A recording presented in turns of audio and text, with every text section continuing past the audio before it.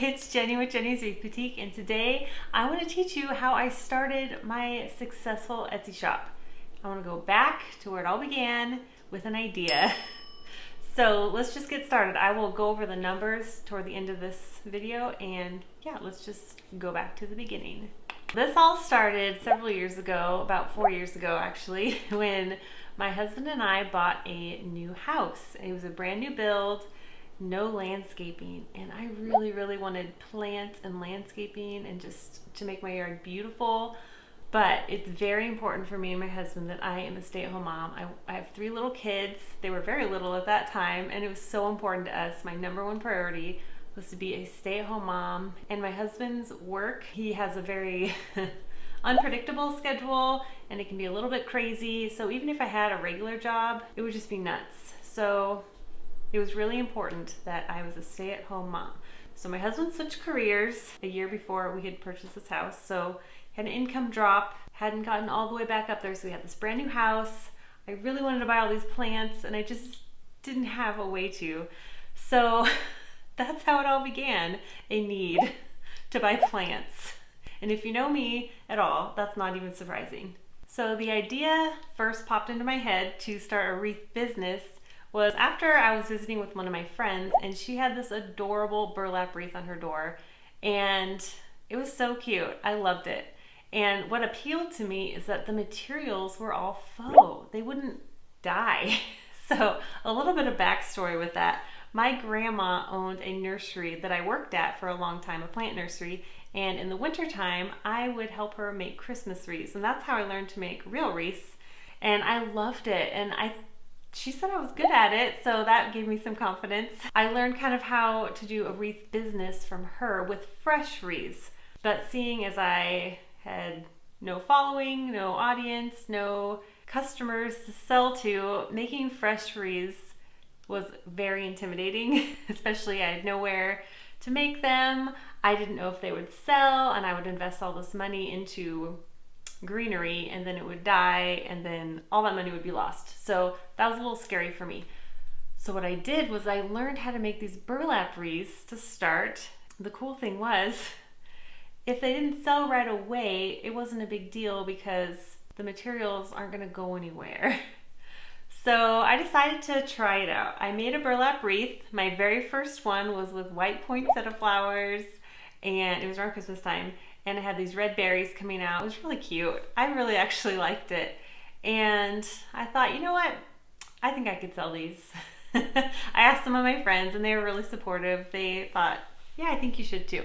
So I'd heard about Etsy. I had a friend a few years before that who had an Etsy shop. So I looked into it, did some research, and I set up a shop. A few of the reasons that Etsy came to mind: I'm an introvert, and the thought of going to craft shows or doing anything like that is just very intimidating because part of the appeal of selling online is you don't have to go anywhere, your schedule's flexible, you do it from home. Part of what I wanted was flexibility, and with craft shows, you have to set up, go there on the weekends. My weekends, I don't know about yours, but my weekends are full of kids' activities, family time, and stuff like that. So I did not want to do craft shows. So I started Etsy. Let me know if you ever want me to do a video on why I chose Etsy over Shopify or other sites like that. I would love to do that because I've got a few good reasons.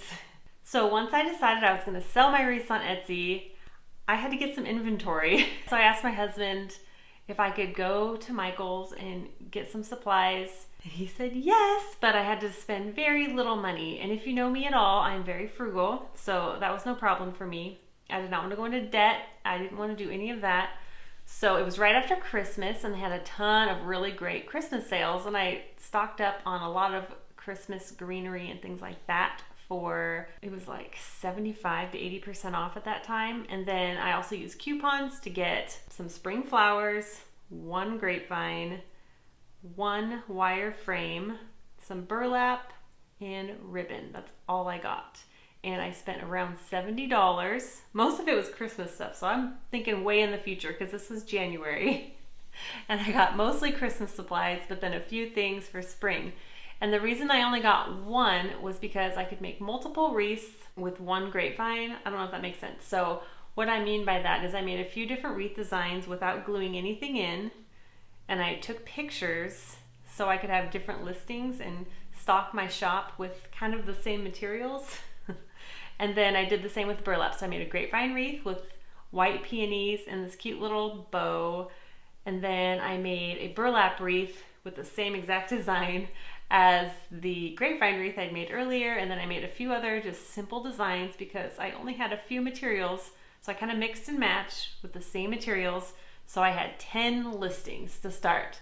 I know that's not a lot, but I had 10 listings and my startup cost was very small. And so all I had to do was pay the 20 cents per listing, so $2, and that got me started. So the plan behind my minimal inventory was once I would sell a wreath, I would reinvest that money to get more supplies, keep that listing available because I would just replace it with other things, and then make more and more and eventually build up my inventory, but without having to buy a bunch of stuff up front. So I will be honest, that first year was really slow. I was embarrassed to tell very many people that I'd even started an Etsy shop because, I don't know, sometimes new things are scary. I really wish I would have put it out there, started social media, did all the things up front. But it was a learning process and I'm just trying to be open about all the things. So one thing about starting an Etsy shop is people don't want to buy from a shop that has 0 sales, 0 reviews, because you don't know what you're going to get. I was so blessed to have such a supportive neighbor who loved my wreaths, and she bought one, and I was so excited. She was my first sale, and that same exact day I got an order from one of my friends for a custom wreath. So I got 2 orders. That was so exciting, and that's why it was important that I told people, because it's a good thing I at least told a few people, right? Otherwise I would have 0 orders. I made those 2 wreaths. It was very exciting, and then I reinvested that money and was able to make a few more wreaths. That's how it started. In that first year I sold 20 wreaths. That was my first year. It's not great. If I had to start it over, I know a lot more and I would definitely have a more successful year, but that is how my first year was, 20 sales. So even though I only had 20 sales, I had enough money from those sales to build up my Etsy shop and buy plants for my yard because that's how I started. I really wanted to buy plants for my yard. So I bought some fruit trees, I bought flowers from Costco. I got the daffodil bulbs and tulip bulbs and anemones. And then there was a sale at a local nursery it was like right before fall, and they had perennial plants for $1. So I bought $20 worth of those, and I was really able to fill out my landscaping, and it would look so great. And well, so great is maybe not the best word, but it looked a lot better and I loved it, and I could see the potential and how it was all going. So that was really exciting. But then we moved. My husband got his dream job in our dream town, and that was really exciting. So we moved. I put my shop on vacation as we were going through that whole process, and that was all in the first year, and that's one of the reasons my shop numbers were very low. So that was the first year. I did get to landscape my yard, but we also moved. So after the first year of just really slow sales, but I did celebrate every sale. It was so exciting to me. Even though I only got 20, it was 20 more than I would have had if I didn't start at all, right? But I also was a little bit discouraged, if I'm being completely honest. It was a little discouraging, and I thought, well, I don't know, how am I gonna make more sales? So I thought, well, maybe I should try craft shows because it seems like that's what everybody does. Maybe that's the only way as a crafter to make real money in crafts. So there was this big craft show coming up, and I was like, yes, I'm gonna do this. I'm gonna make all these wreaths. I was so excited. I was pumped. I'm like, I'm gonna do this. This is gonna be awesome. And then so I was like asking my husband, and I was like, hey, I just need $1,000 so I can build up my inventory, pay the admission fee, get stuff to build a booth. It's gonna be so awesome. I'm like, all I need is $1,000. I know that's a lot of money, but I'm gonna make 3 times that at the sale, and it's gonna be awesome. And he told me no.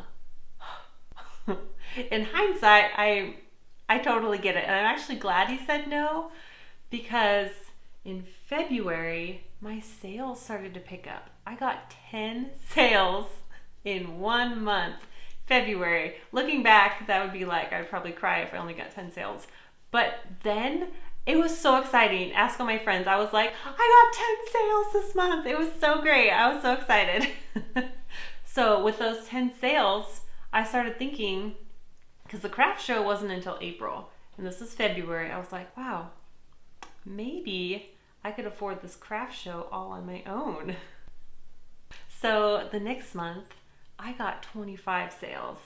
It's crazy that I remember these specific numbers because I was so excited because those were really big numbers for me. I had enough money. February and March, I got enough sales that I had enough inventory. I wanted to bring 50 wreaths to the show, so I was able to make 50 wreaths, and I was able to pay the admission fee to get into the craft show, which was, I think it was $185. So for a 10 by 10 booth, I was so pumped. Very excited for this craft show. Meanwhile, while all this was happening, and one of the reasons why I believe my sales started to pick up was I started an Instagram page for my wreath business. Before, I was just, all that stuff was kind of scary, putting myself out there. I'm very introverted, believe it or not, and it was really scary for me. So I started an Instagram page, and it was so fun just showing off the new wreaths I was making and just getting a little community going on there. It was great, and it's continually growing. I still don't have a ton of followers, but I mean, looking back then, I would probably think I have a ton of followers and friends on Instagram. Anyway, all that aside, I really do contribute a part of my bump in the growth to Instagram, and preparing for this craft show, I made a lot of more designs, so I had more wreaths to show and list and all that stuff, and it just really helped get people noticing my shop and all those things. So I was extremely excited. I finally got to do this craft show, and it was a 2-day event. It was a ton of work.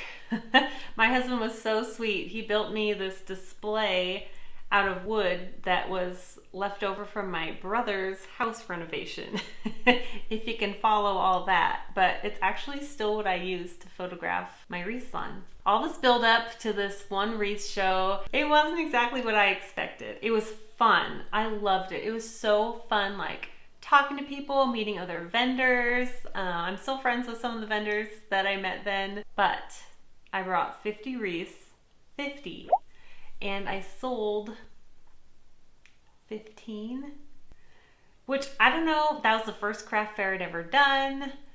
I don't know if that was good or bad, and I heard other people say, yeah, I'm so excited, I'm making up the cost of my entry fee, and I was like, this is a lot of work for just that. And also my husband had to work, I had to find someone to watch my kids for 2 days. It was just not great. I'm really glad I did it. I learned so many things, and I also learned that I'm gonna stick with Etsy. I'm gonna stick with online. Forget craft shows. I will go to craft shows. I will buy all the things at craft shows, but I will not be a seller. I mean, I might still consider it in the future. I'm still considering some, but for the most part, I just didn't want to have a craft show business. I really wanted to stick with Etsy. And since my sales were picking up, I thought it was still going to work out. So at this point, my little wreath business was starting to grow a little bit, and that was really encouraging. As I mentioned earlier, we had recently moved. And with that move, we were really close by, and by close by, I mean, we lived 30 minutes away from this dream school. Like, it's a private school that I really, really have always dreamed of putting my kids in, but it never really seemed possible. It was really expensive, and like I said earlier, I was going to be a stay-at-home mom. That was more important than anything. So it just wasn't going to be possible. But my wreath business was starting to make actual money, and that was so exciting. We decided to apply to get all 3 of our kids in that school.